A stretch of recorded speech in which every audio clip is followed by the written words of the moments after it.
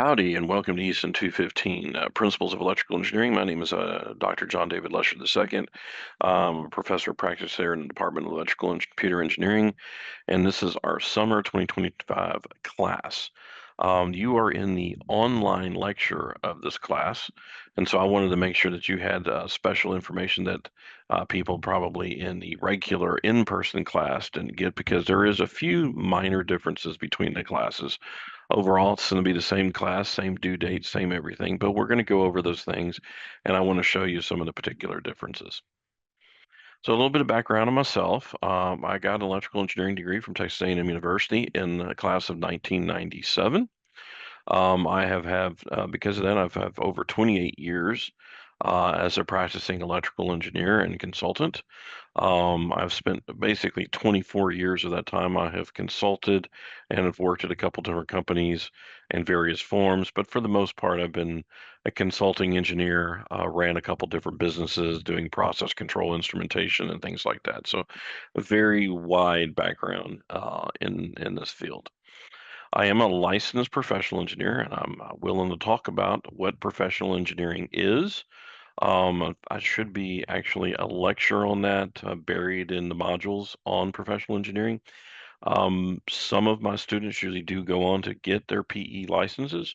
Something I do highly recommend. It gives you a lot of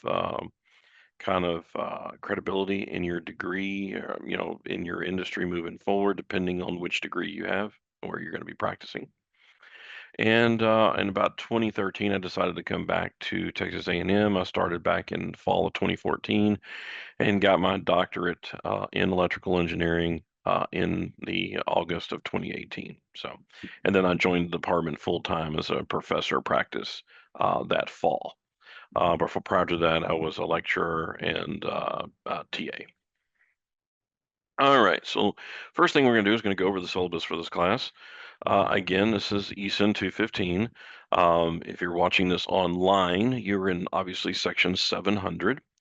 The class time officially is Monday, Wednesday, 10 to 11:15. For online, this is an asynchronous class for the most part.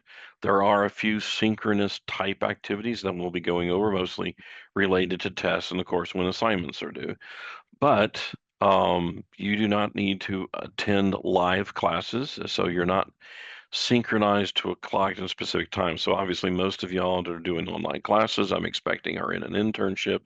So you could be watching the videos that I've already got recorded online for the content material wherever you want. You can read the book, you can go look at other material. That's up to you. The material that I cover in the video lectures is the material that will be on the test and what is covered. So again, depending on how you want to go about this class, I do recommend watching those videos.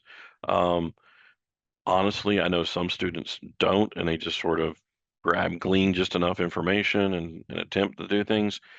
Um, it just depends on what kind of student you are, whether you find that useful or not, and you find that approach usable. I don't know.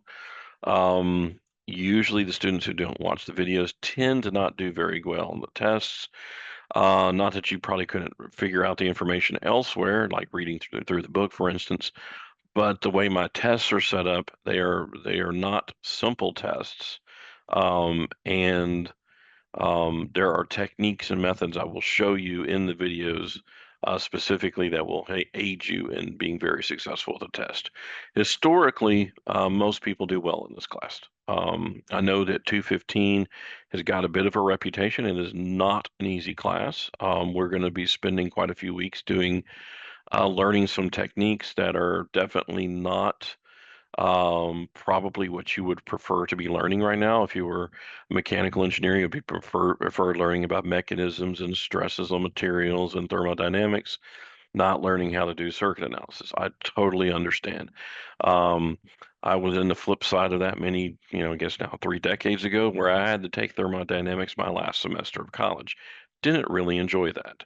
But as it turns out, in your discipline and your actual day-to-day work, you are going to be spending a lot of time going back and forth between a lot of different disciplines. I do a lot of different types of mechanical engineering in my day-to-day work. It kind of surprised me once I got into the business. You're going to either work, in my case, work with mechanical engineers, and where in your case you're going to be, if you're a mechanical engineer, you're going to be working with an electrical engineer. If you're a chemical engineer, you'll be working with electrical engineers at some point. And truth is we're going to see electrical engineering has pretty much infested all the disciplines in some way or fashion. So let's just say computer and electrical have really done have just spread into all disciplines. Anyway, I digress. So again, we're going to also have recitation. This will be a live recitation. Typically, will be on Fridays. There is going to be an actual calendar for this class. So this is again an optional thing. You do not need to come to the recitation. It is on Zoom. However, you are most definitely welcome to come. So I would recommend it because I will go over some of the material, handle questions. The length of the recitation probably be about the length of a class. Honestly, if no one shows up, it'll probably be, spend a few minutes and then exit. If we have a lot of people show up and asking lots of questions, it's basically going to be student involved. So if there's not a lot of questions, then there's no point for us to be there. So it's really going to be up to you what you make of it. You are in the again section 700, so it's distance education. So as such, all of your labs will be online, and I will go over that in just a little bit. You are not responsible to show up to Zachary 3:30 like the other three sections, and actually attend lab on the days that we will be having lab. It's a 3-hour class. This is my contact information down below. Um, Basically, I highly recommend if you have any questions, please come to my office hours. And by office hours for y'all, it would be on Zoom. So what I would recommend doing is I will try to make it a point to open my office hours on Zoom consistently at 8:50 a.m. Monday and Wednesday. Um, if for some reason it's not on, just send me a quick email. I usually get an email notification that a student has joined. So that, will prompt me if I haven't already opened up. I definitely will. So again, just really to, just make sure point if you have questions, please reach out. I'm here to serve you in learning this material and be successful in this class. My goal is for you to get out of this class with the grade that you earn. And hopefully that will be an A. That is my goal. But again, you earn your grade in this class. Our TA is Kima, and um, you will be interfacing with them, the TA directly, when it comes to any lab questions. But for the most part, you'll see the labs are fairly straightforward for you to do. Course is fundamentally about doing basic circuit analysis and understanding some basic electrical engineering type things that you would come across in the industry. Um, the way I kind of aim to teach this class, and you will see the structure of it, is we're going to slog through basic circuit analysis, understanding how to measure voltage and current, some of the stuff that you've already kind of learned probably in Physics 208, for instance. But there's going to be a focus, especially as we get into the later part of the class, on what you really need to know as an aerospace engineer, nuclear engineer, a biological electronics, biomed engineer, chemical, mechanical, etc. Like what is it that you are going to be seeing? Because you'll notice in your career you're going to be hooking up sensors, load cells, pressure sensors to monitor pressure in vessels. Um, all sorts of different things. And all that information is going to be fed usually back to some sort of computer technology, embedded system of some kind. And you need to have a way of understanding fundamentally how that's happening underneath. That makes you a better engineer. And again, we are living in such a world where everything is connected nowadays, especially with IoT, where things are online, all our devices. It's a good thing to know how all this actually works. Grading policy. I follow very strict standard grading policy in this class. 90 to 100 is an A, B is 80 to 89, yada, yada, yada. Same, nothing, no surprise there. Pretty much everyone's used to this. This class is exam heavy and lab heavy.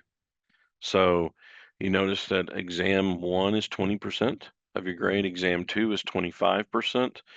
To agree, exam 2 is to some degree kind of the final for the circuit analysis part of this class. It is a tough exam. I give you plenty of time to work on it. I will discuss the exams in a little more detail in a few moments, but it is definitely a hard exam and it's worth that extra 5 points. Exam 3, honestly, is a kind of a breather. Exam 3 kind of covers over the last several weeks of class, kind of the back end content that we're going to get into.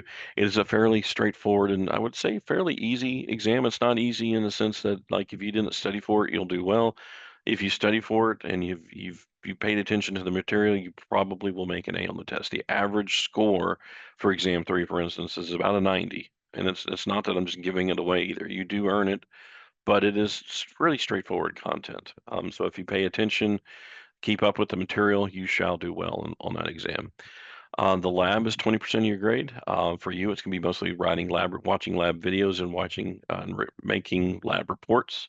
So that's 20% of your grade. That includes a pre-lab that is due at the beginning of every lab. So for you, if you will, there is a synchronous component in that lab day. Like say it's on a Thursday that we have a lab, then you will see this on your Canvas. There's an assignment. The pre-lab is due that Thursday at 11:59 p.m. So sometime that day, you need to make sure that that has been uploaded. Quizzes are 10%. There are 6 quizzes in this class. That content changes every semester I do this class, so it is not homework material, but it is definitely a fairly straightforward. It used to be for my old in-person tests that I used to do way back when. Homework is only worth 5%. However, there is a lot of homework in this class, so I apologize up front. The homework is there really for you to learn on because a lot of these concepts are both learning the analysis technique along with learning, how to handle the math for the algebraic solutions. So it's important to do the homework. It's just as with anything that's online, i.e., we use a Pearson book and we use Mastering Engineering as our homework portal, even though it technically randomizes some of the equations and answers. It's still there's solutions available online. I know students who have figured out how to game the system.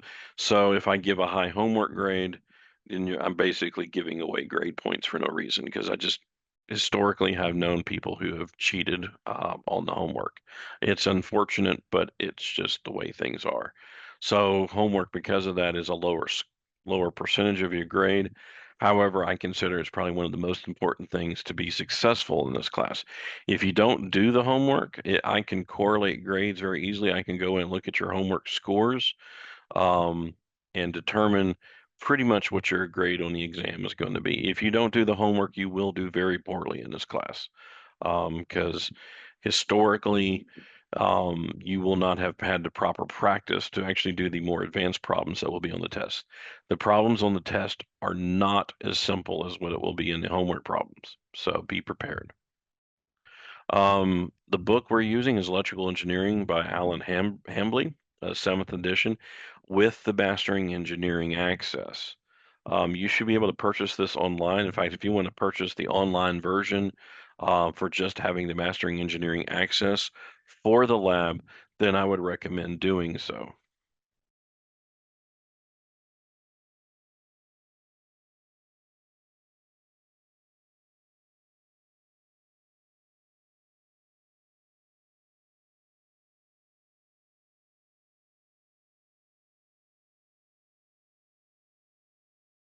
Okay, so we're using this book. So one thing I'd make note of on this book um, is you must get it with the access. I do recommend getting the online version. Getting the small is I think now I don't know if Pearson allows just 1 semester access to the class. They used to in the past.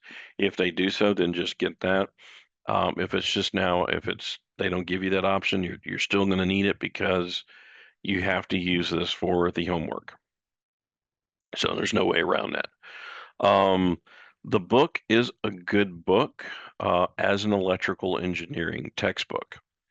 Um, as a 215 textbook, I'm kind of mixed on it. It's okay. All the concepts are there. It's just it gets really in depth on the electrical engineering concepts. And so if you find yourself really reading through the book, you might find yourself occasionally lost. And that's okay. You are not an electrical engineer, so I'm not expecting you to love this book. I really don't. It's a book we've been using in this class. It's okay for its purpose, but in general, if you want to really kind of pay attention to my lectures and the material I share and use the book as more of a guideline to fill in some of the blanks, I would. So, again, everything is online through Canvas. So, you're probably used to this. So, make sure you log into the portal for that. Again, this is not going to apply to you being online students. For all my in-person students, obviously you're going to be in Zachary 3 through 30, but for all online students, you're not going to have to worry about PPE and attending lab and all that kind of common lab rules. So regular students will have to worry about this. You don't if you're online. The only thing you're going to have to worry about is logging in to make sure that you can watch the videos for the lab. The due dates for the lab stay the same. You don't need to watch it at the specific time that you would think that your lab is meeting. You don't need to do that. You just need to watch the video for the lab um, and glean the information. So, how you will do the lab is you will get the lab manual that's available through Canvas, and I will show this in a few moments. You'll get the lab manual, and you will do the lab. You do the pre-lab for pre-lab one, for instance. You do all the material. If you got questions, you reach out to TA or myself. But you do the pre-lab, fill in all the information, analyze whatever the circuit or whatever you're supposed to do for the lab, and then you will watch the lab video. And I would recommend having some pen and paper handy or having some way of making notes. But what you're going to do is watch the video, and I'm going to do the lab. Um, for the most part, very similar to the way the lab manual suggests. I used actual lab equipment that I had, which is a little different than the lab equipment that is normally given to a lab student, but the net result is the same, and you will make note of all of the measurements. I pause at every point. We do every step of the lab, and every place that you're supposed to record information, it is highlighted, or you will see where to record that information, and you will take it down and create a lab report. So effectively think of me as your lab partner, that I'm sitting there doing the lab. You are the one logging all of the information, and then your job at the end of the lab was to make the lab report. Because in the normal class, we'll be in a teams of two, where two people team up and do the lab. Usually, students will kind of share the workload in one way or in another. But imagine in this case, the workload's being shared where I'm your lab partner doing the lab, and you're my lab partner collecting information and writing the lab report. So that's basically what we're doing. Homework. Again, we're using the Pearson online access. So this is critical. If you do not get access to Pearson, then you won't be able to do the homework and you will lose 5% of your grade. Do not email me and say, I don't have access to Pearson. Is there any other way around it? The answer is no. The only access is this. So please don't email me and beg me to give you some access or some other method. The answer is no. The answer is for you to purchase access to this Pearson site and use this code that's highlighted here in red to enroll in the course. This will be available immediately for you to enroll into the class. Quizzes are given in a take-home format. This is true for everybody. You do the quiz, you fill out the information that's being asked, you work the problem, you scan it, turn it back in as an assignment on Canvas. So fairly straightforward. Um, when the quiz is released to you, and we will have covered the material for the quiz at that time, the quiz will release. You have roughly a week. You have, well, exactly 1 week from the moment it's released to return the exam at 11:59 p.m. that evening, whenever the quiz is due. Again, there are 6 quizzes in this class, and they are all as a entire group worth 10% of your grade. Late work policy again. We will not accept late work unless there is a student rule 7, basically an excused absence. For you being online, I mean, if you get sick and you're unable to do things, then you will need to send me, like, I wasn't able to upload my assignment because I was sick. I had a flu or whatever. I need to have a doctor's note to verify that. For now, if there's some, you know, kind of bona fide reason why, I'm not unreasonable, please email me. But for the most part, we stick by this rule. This is, I teach normally during the semester, the normal school year, fall and spring. I teach capstone senior design. We have a very strict attendance policy in there for our labs because it's a project class, and we have the same kind of thing there. We require an excused app if you're not don't show up to the lab in this case a capstone, ECEN 403 404. You fail the class in that case. We don't have quite as onus requirement. However, if you, for instance, don't turn in the lab on time because, well, I forgot, well, that's on you. So you need to make sure you make assignment reminders and kind of keep up with that. Same thing with tests and stuff. There is no official attendance policy for this class. I mean, I prefer students just showing up. Obviously, being online students, you're not showing up. I'd like your involvement in the class, asking me questions, emailing me, and coming to the recitation. But I don't require you to be there, so you're fine. Makeup work policy. Obviously, if you have an excused absence, we will negotiate what your basically um, when your date will be for returning an assignment. It might be a couple of days, might be a week, depends on the nature of what the excuse was. So just email me, we'll work something out. Obviously, an Aggie does not like, cheat, steal, or tolerate those who do. The material in this class is available online, so hence I know that a lot of this material will probably end up in Course Hero and Chegg and some of the other, Reddit, all the other sites. Trust me, I was an online student. Part of my PhD process, I took some online courses. I know all the tricks because looked through all the tricks. You look for every resource you can to get a leg up on the class. I understand that. Using that material is cheating. So I have actually had one case, and I'm going to mention this when I do my in-person introduction as well. I had one case last time I taught this class. Well, actually, it would have been the spring. It would be the section before spring of 2024, where we actually had a student upload one of the tests, which you're strictly forbidden to I think it was uh, Course Hero or Chegg, one of those two sites. I forget which one. And because of that, we had to take them to the honor office. So we don't want that to occur. So it was not a pleasant experience. So that's all the core requirements for the class. Class topics for this class. We're going to first kind of go over voltage and current and DC resistive circuit analysis. To a large degree, this is going to feel like probably review from physics, though you're going to see we do things a little different as electrical engineers, the way we handle things versus the way you probably learn stuff in physics class. Um, so we're going to learn two main techniques of circuit analysis. One's called mesh current analysis, and one's called nodal current analysis, and we're going to use those techniques pretty much through topic 5.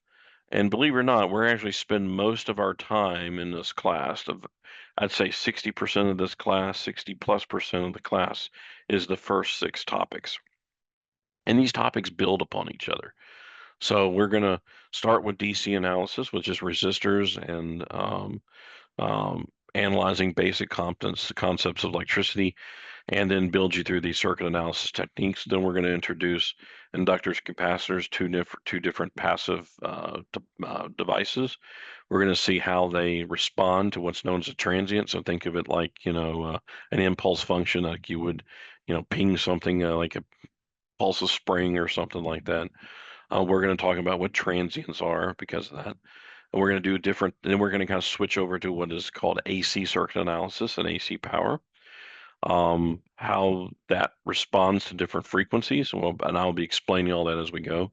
And then the back end of the class here, topics 7 through 11, really we're going to be on a kind of a rapid fire, things that you'll probably see more in application in the industry, how devices, actual ICs called operational amplifiers, diodes, digital logic and digital systems, transistors, how transistors are used in everyday applications and how you will be interfacing them, and microcontrollers and basic instrumentation. We'll talk about that kind of stuff.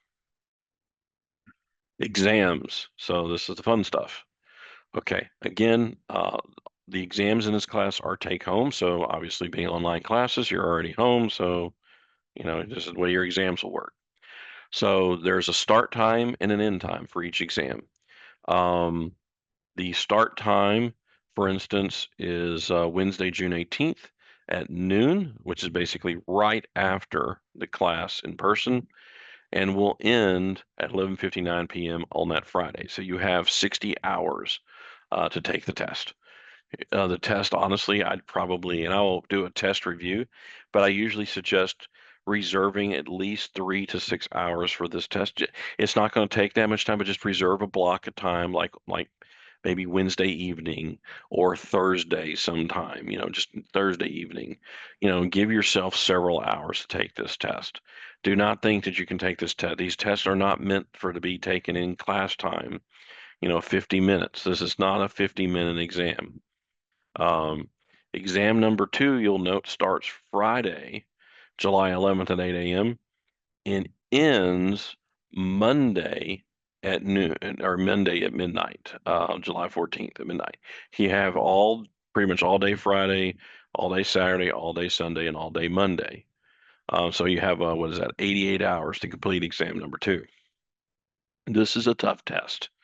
It's about the same number of problems as exam one and exam three, probably about, I think, 9 total problems, but they are AC circuit analysis. They are not trivial. I'm gonna teach you how to use some computive techniques, specifically MATLAB. You're gonna hear me use MATLAB a lot. You can use Python. You can use calculator, linear solvers online. We're going to be using a lot of linear systems of equations. So I highly, highly, highly, highly recommend you become competent quickly on solving systems of equations with whatever method and it be reliable.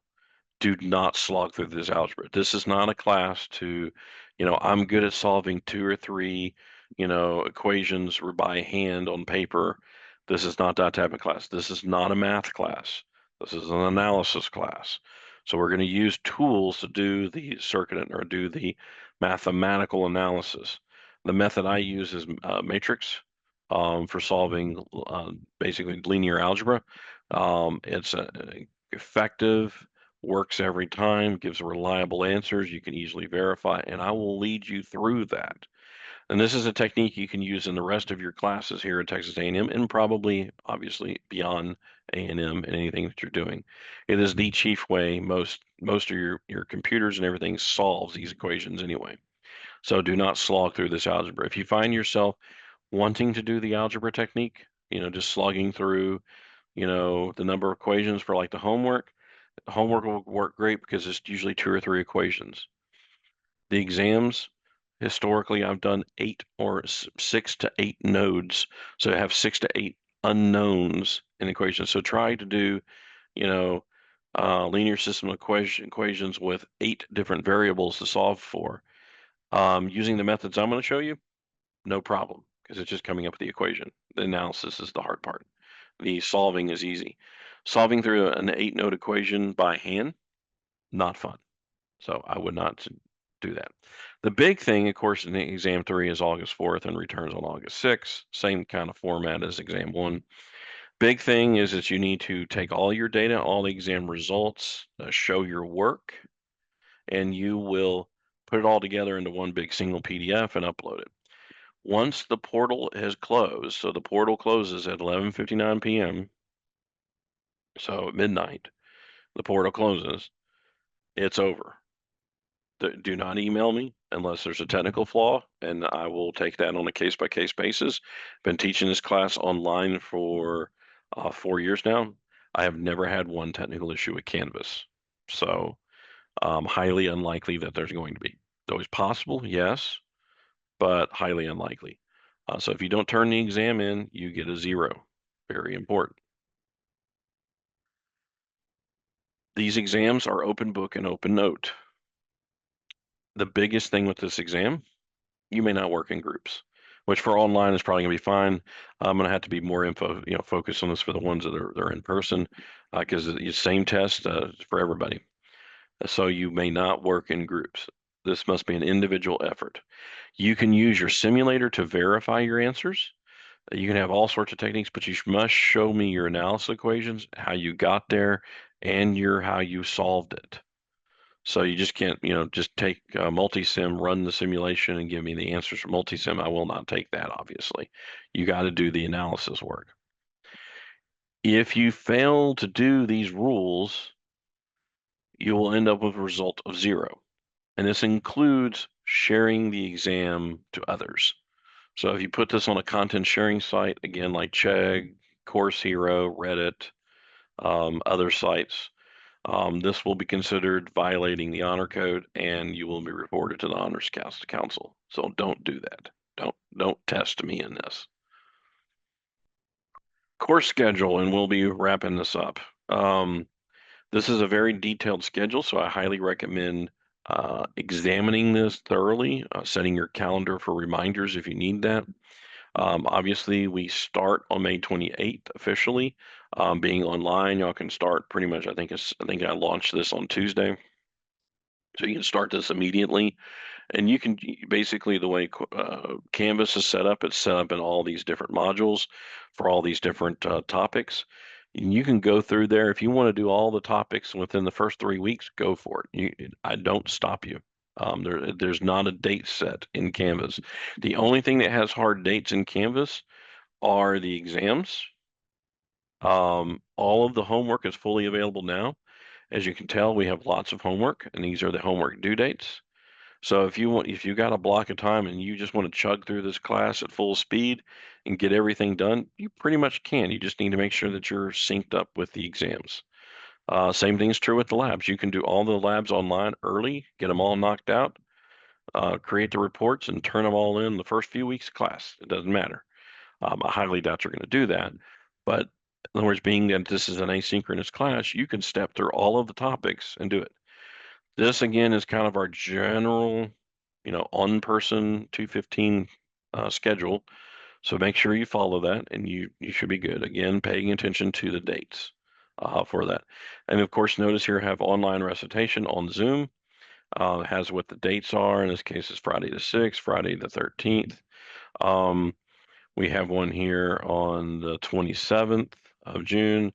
And then you'll notice here that I have, because of July 4th is on Friday, I'm going ahead and I'm doing a recitation on Thursday the 3rd. Okay, so obviously, again, July 4th being on a Friday, we will have recitation on the 3rd, which is a Thursday. And then, we kind of go back to that schedule. So I try to, best I can, stick to having some recitation. This is something that you can join.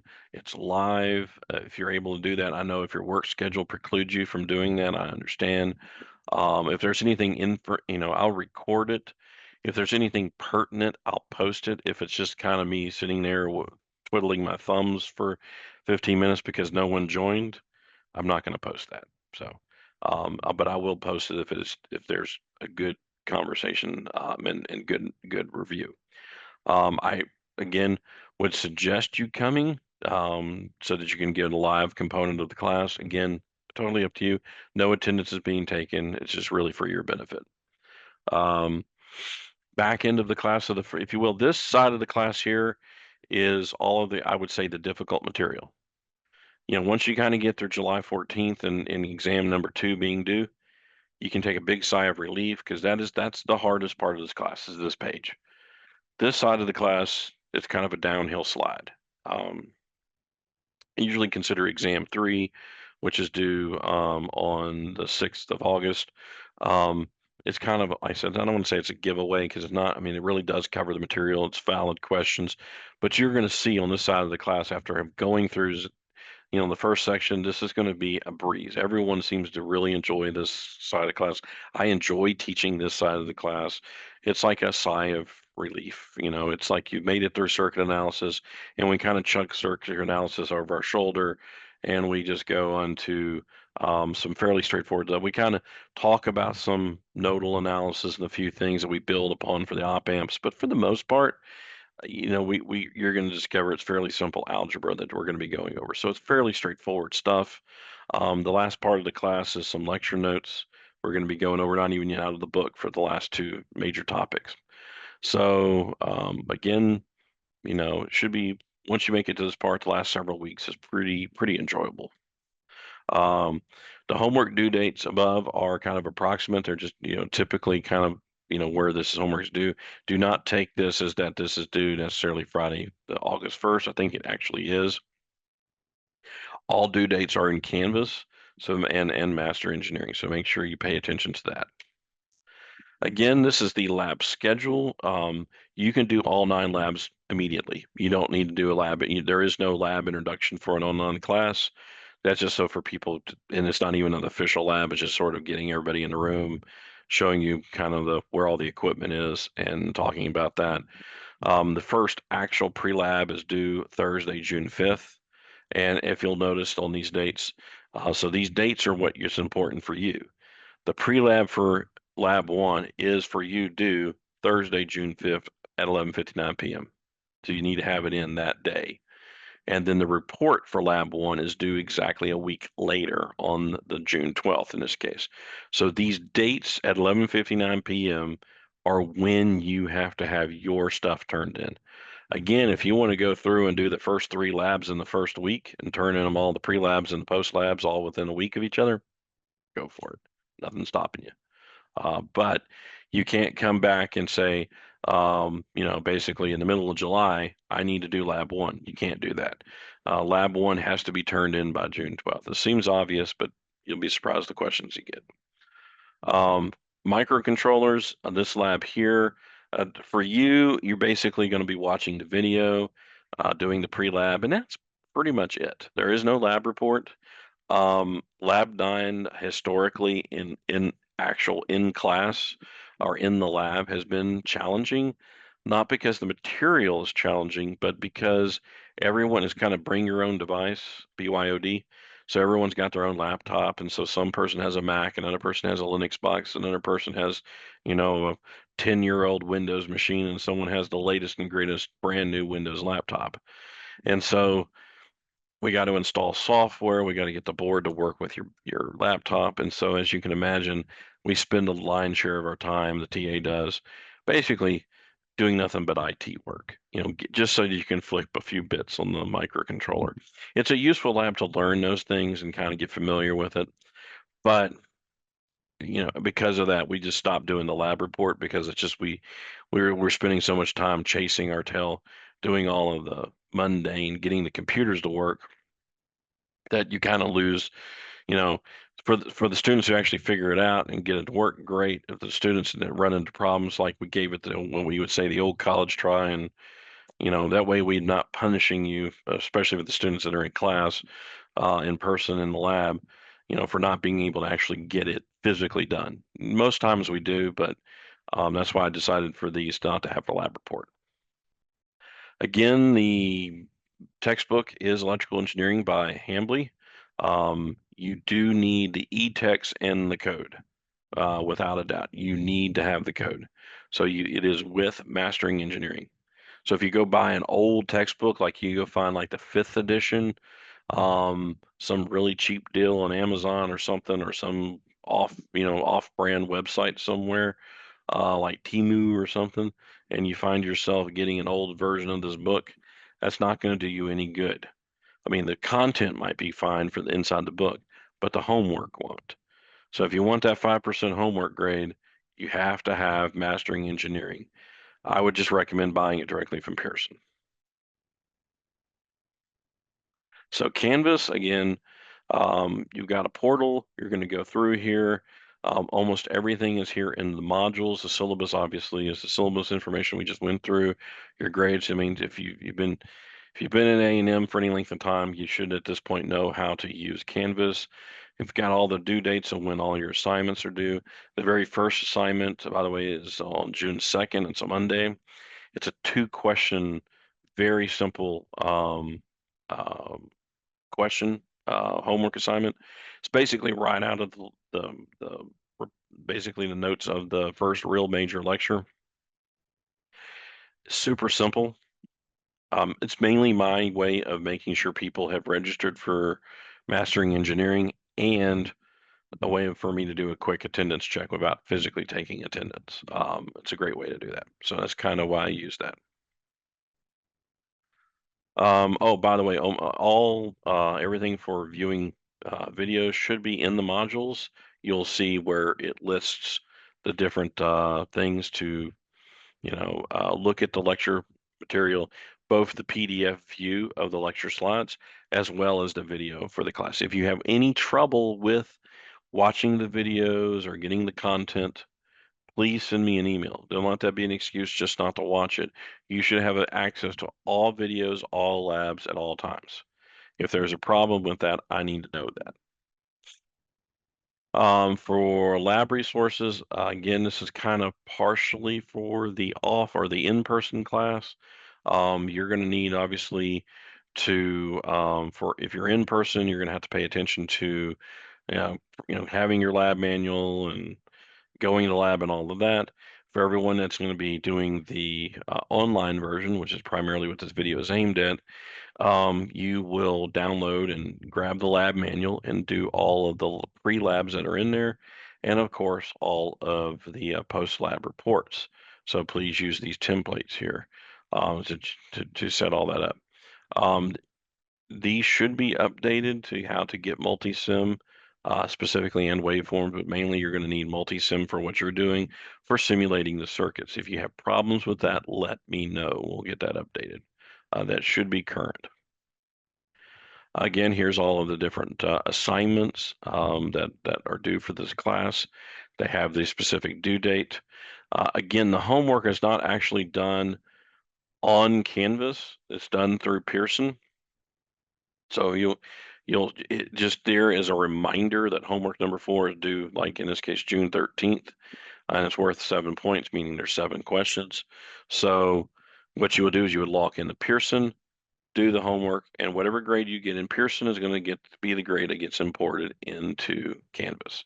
It might be a week or two delayed in getting imported into the grades book here in Canvas, but if you're trying to figure out what your grade is, if it's in Pearson, it's going to be the grade it's going to be in Canvas.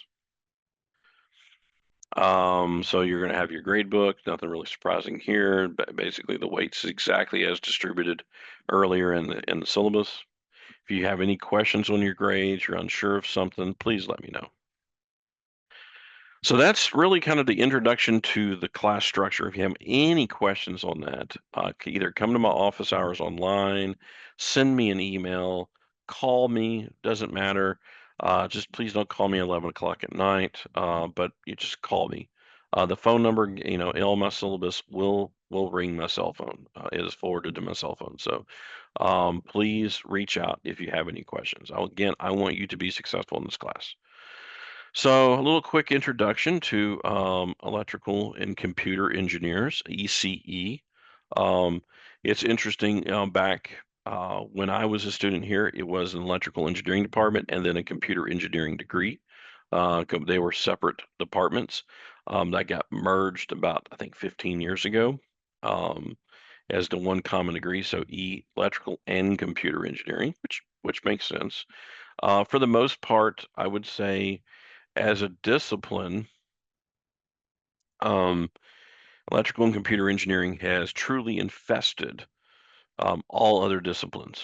40 years ago, back in I guess it'd be in the 1980s. Mechanical engineering was strictly mechanical engineering. In fact, mechanical engineering controls was usually done with vacuum tube, or not vacuum, that dates me, vacuum hoses. And you use vacuum on like your car, for instance. I had an old 1980 Pontiac Le Mans. The entire engine control was not done with a computer. There was no computer that controlled everything.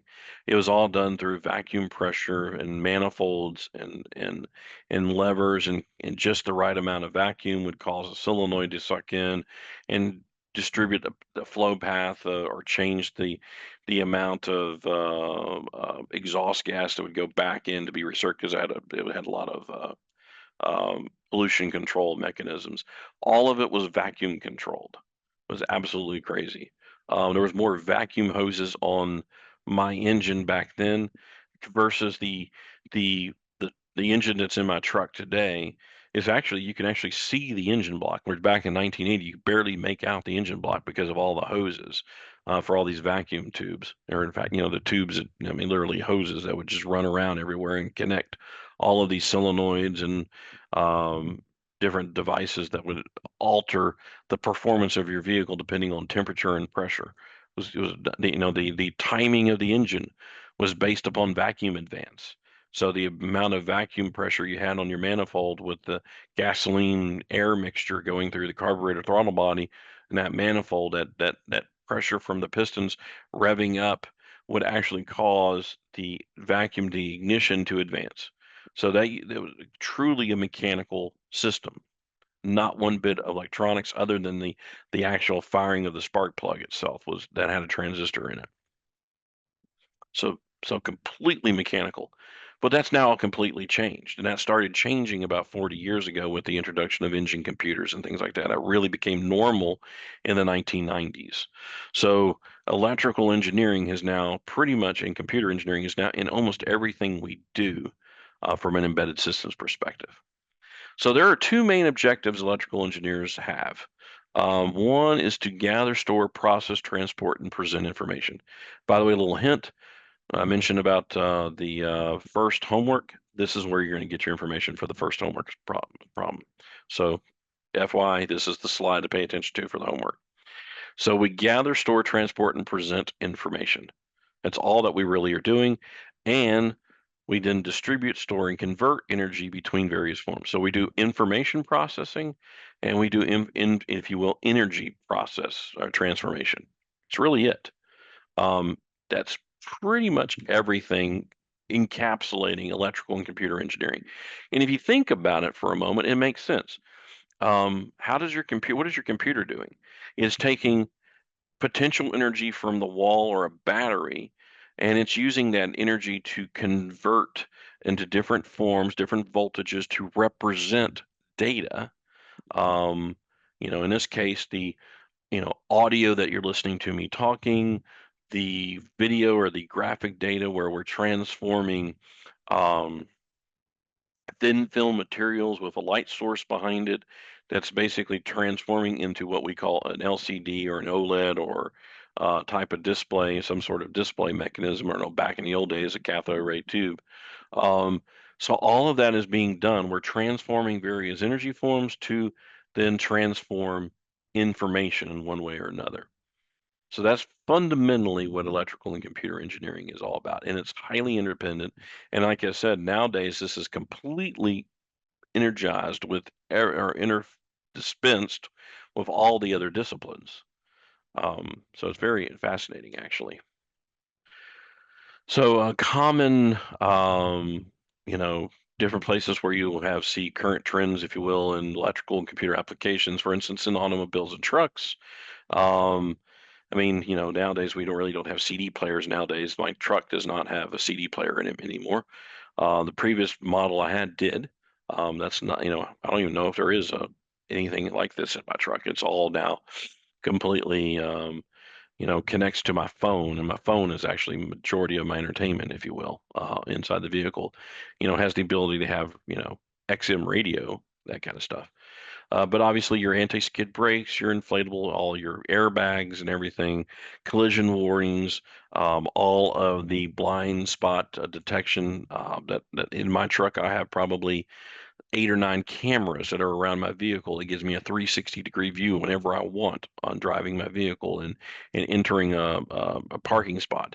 Um, I mean, it's crazy to think about. I used to drive a large truck years ago, and didn't have any of this. Had no trouble, but it's just like, the thought now of going into a parking spot without being able to click the button and being able to see right off of my bumper how close my vehicle is to the vehicle next parked next to me. So, you get so dependent upon this nowadays. Having a camera in my rear view that I can actually see as I'm backing into something. 30 years ago, you didn't have that. In fact, there were quite a few accidents.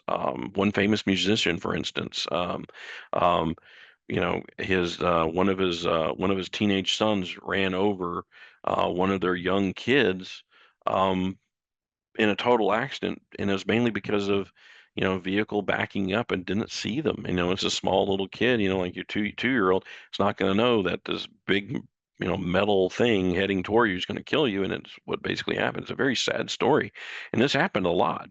So a lot of we ended up with having cameras in them, for reverse backup, because of those incidents. Um, Having automatic accident notification. I mean, our phones are really good now have learned through machine learning what an accident looks like, and or the vehicle itself, if it notices the airbags get deployed, will call 911. It's pretty crazy stuff that we've gotten over the last several years. And all of this is just kind of made possible through basically where electrical and computer engineering interfaces automotive energy engineering. And we're able to bring this technology and combine it in, and you end up with this melding of all of these different engineering disciplines into one cohesive system. And so the purpose of the class is for you to learn how to interact with the electrical engineer that will probably be working on your team, bringing this in. And my fundamental goal of this is so that when you're in a preliminary design review, we call it PDR or a CDR, which is a critical design review on a project. You're working on some new product of some kind, and you're, say the lead mechanical engineer, and you've got all this stuff.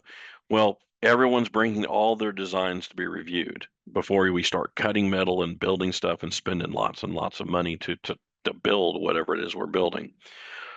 Before you do that, you have design reviews to kind of shake out, like, oh, I didn't think you were going to build it like that. No, you forgot this requirement or something. You're looking for holes and risks.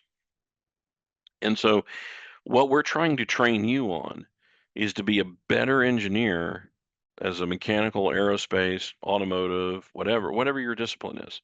I want you to be a better engineer to be able to take a look at the electrical engineer's work and go, I now know enough about this to make me raise my eyebrow up and go, I'm not just going to sit there and nod and say what they're doing is 100% correct. Now you should be able to know enough and go, wait a minute, I do remember something. I don't know if that's supposed to be connected like that. That doesn't look right. Just enough for you to ask a question.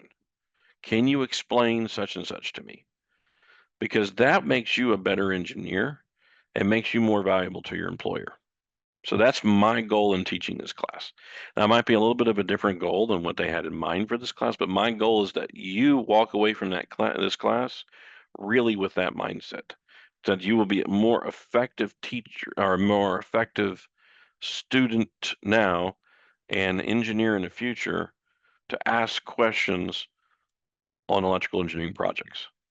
I'm not expecting you to be an expert in it, but I just want you to be able to ask questions.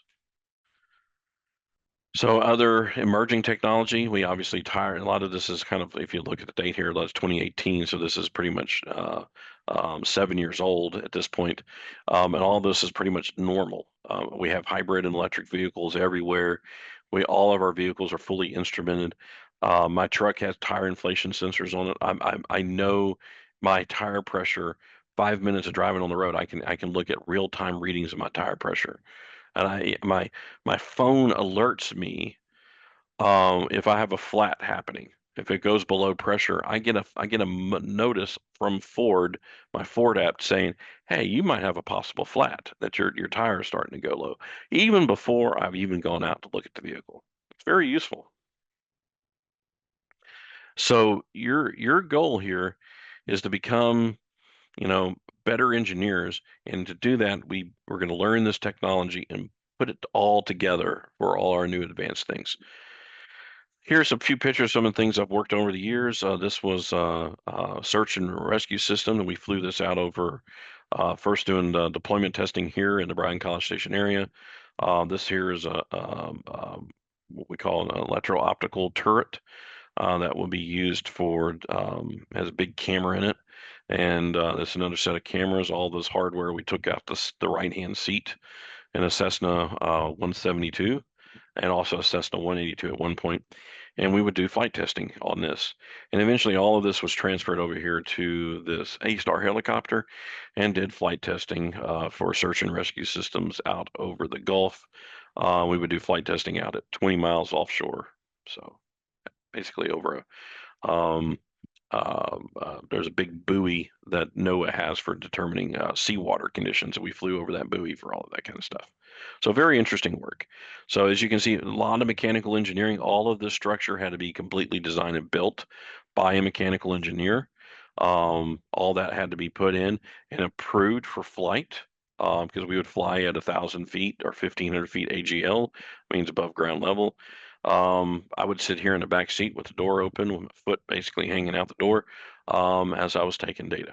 So, so here's another picture of that camera, that all that equipment, camera equipment being hung off the bottom of a helicopter.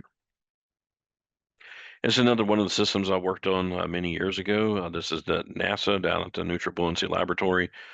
This here is the full two-scale mock-up of the SSRMS that is on the space station, the Space Station Remote Manipulator System.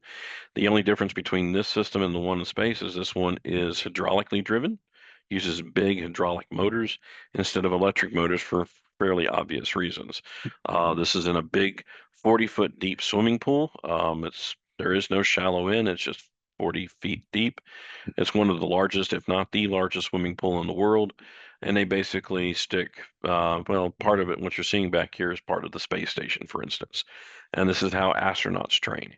So you got a whole bunch of certified divers in here that help out with the astronauts and moving equipment around. I designed all the control systems that went into each one of these joints for control, and then we had a total of 7 joints that we were controlling on the system. Set of mechanical engineers designed both the hydraulic actuators and also the mechanical booms. These are all titanium booms with floats in them.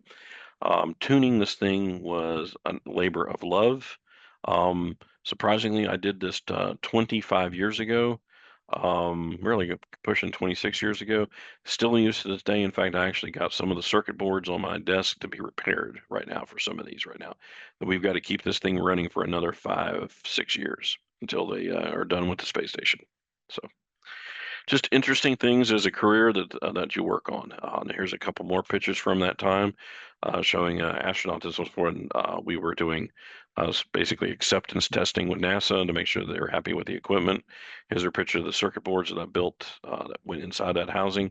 So all of this had to be properly sealed. So for you mechanical engineers in this class, y'all designed the housing, the seals to make sure that this was completely watertight. It worked perfectly fine, and it does still to this day. Kind of give a little bit of a further background. There are pressure sensors, for instance, that you can put inside on an engine block and measure, the pressure of the gas being compressed, and you can actually see, for instance, an engine knock occurring. And so this is going to be represented as an electrical signal that's going to represent itself to translate over to PSI. So you're able to get a real-time view of the pressure. So you'll have a sensor that's going to give you an output voltage or current, depending on the type of sensor it is, and you're going to make that into pressure. So your goal is to look at what's happening as a pressure. My goal is to be able to take that sensor information, convert it to an electrical signal, can get it through a circuit, get it into a computer, being read by a computer, so you can get a graph like this. So in other words, we're transforming electrical energy into data that's being then displayed and represented basically maybe in Excel or MATLAB or Python. Kind of just some fluid analogies, and we're going to actually use a lot of analogies in this class to get the concept of what's going on across. Is we have fluid. So for all the mechanical engineers that do a lot of the fluid dynamics, you will get this. If you force liquid through a pump, and there's, it's in a circulative path, meaning that it goes out the pump. Let me get my little red dot. It comes out the pump here, flows through, and then there is an orifice that will constrict the flow. That is called resistance. So this is a constriction, and so it's going to take force of the pumping pressure to make it go through that resistive opening. And finally, it's going to expand back out and return. And this is a closed system. Now, of course, you could have a bucket. You could have a bucket of water, and the pump just returns water and spills onto the ground in real life. But if you think of it as that the system is closed, as a more effective analogy towards the way electricity works. In case we have a storage of charge, a battery, that has potential. That potential is like the pump creating voltage, so or creating pressure. So pressure and voltage would be kind of a synonymous, and it's going to push charge. Think of charge as the fluid itself, water, being pushed through an orifice, or in this case, a resistor that resists the charge coming through it and requires current to be forced down through it. It's going to create voltage back. And we're going to go over all this next in the next lectures. But basically these two circuits are very analogous to each other. So kind of putting it in actual unit terms that you can see, 50 pounds per square inch pressure going across an orifice, returning back to a 0 psi over on this side. Here we have a higher voltage, 12 volts being pushed through resistance, and we end up with 0 volts on this side with measuring with response with regards to this terminal here. And of course, we have different ways we can show circuitry. We can show circuitry through physical representation, the physical configuration of a battery, a couple headlamps, a switch, and the wiring, or we can create what's known as a schematic or a circuit diagram, where we use basically consistent objects. In this case, a 12-volt battery is drawn as a power supply like this. We have a switch, and we have two resistors that look like what we just call resistors that are really the headlamps. So, and of course, there's different type of objects. There are devices that we're going to look at. The primary ones we're going to do is look at voltage sources. Eventually, we'll add things like transistors, but that'll be very end of the class. But we're going to look at voltage sources, resistors, an inductor, and a capacitor. Those are going to be the primary things we look at for majority of this class until we get to the end. And that pretty much sums it up for this quick lecture. Sorry, it's taken a little while to do this, but the idea is to give you a basic understanding of what electrical and computer engineering is and what the purpose of this class is. Again, if you have any questions whatsoever, please let me know. Have a wonderful day.